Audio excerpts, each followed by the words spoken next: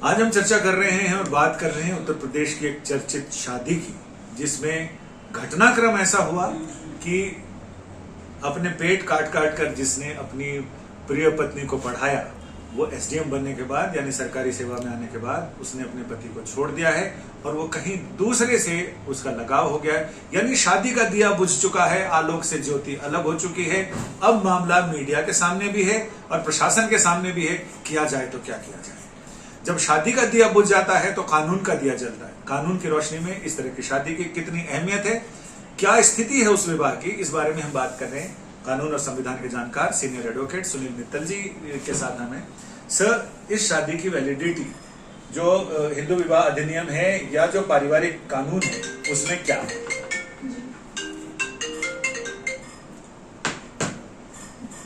जो ये अधिनियम है विवाह को लेके, इसमें पति को अधिकार है याचिका डाल के, या तो अगर उसके पास साक्ष्य है कि वह वाकई में किसी पराये पति के साथ उसके संबंध हैं, तो एडल्ट्री के ग्राउंड पे याचिका डाल सकते हैं। एडल्ट्री के ग्राउंड पे क्या वो तलाक की याचिका डाल सकता है, या पत्नी को जब वो नहीं आना चाहती है तो क्या घर लाया जा सकता है जबरिया?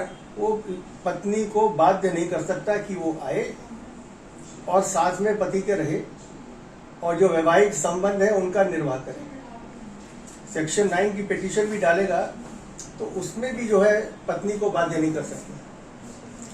दूसरी बात यह कि अगर उसके पास साक्ष्य नहीं है ये साबित करने के लिए कि किसी पराये संबंध व्यक्ति के साथ संबंध है, तो उसको मानसिक क्रूरता हुई क्योंकि वह और बाहर किसी से बातचीत करती है, रात सवेर दिन सवेर बात करती है, तो उसके बारे में वो लीगल ओपिनियन लेके और अपने लीगल ऑप्शंस को एक्सप्लोर कर सकते हैं।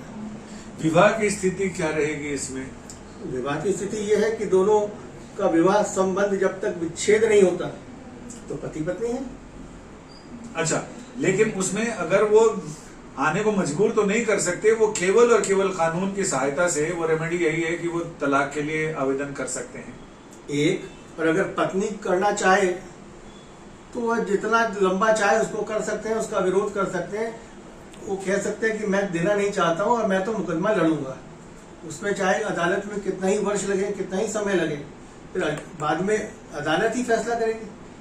तो ऐसी स्थिति में अगर ये अदालत में जाते हैं और अदालत में लंबा खींचता है मामला, तो दोनों ही अपने अपने अगर कहीं ठिकाना ढूंढना चाहते हैं दोनों परिंदे, तो नहीं हो सकता। मनीष दुबे के साथ उनका संबंध बताया जा रहा है, तो चाह के भी विवाह नहीं कर सकती एडीएम साहिबा?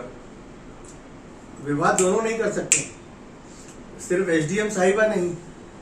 हाँ, और पति पत्नी के साथ जो की तरह वो अलग अलग रहेंगे और कागज पे जो है वह दोनों जो हैं पति और पत्नी हैं।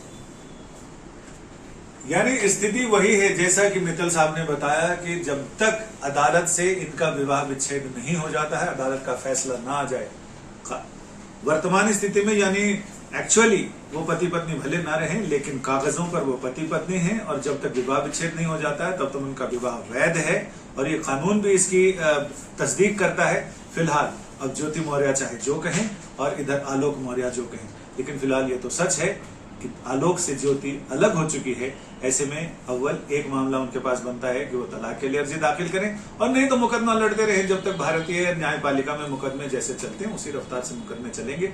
लेकिन जिंदगी की रफ्तार उतनी तेजी से नहीं चल पाएगी जितनी तेजी से चलाना चाहते हैं। संजय शर्मा, दिल्ली, आज तक।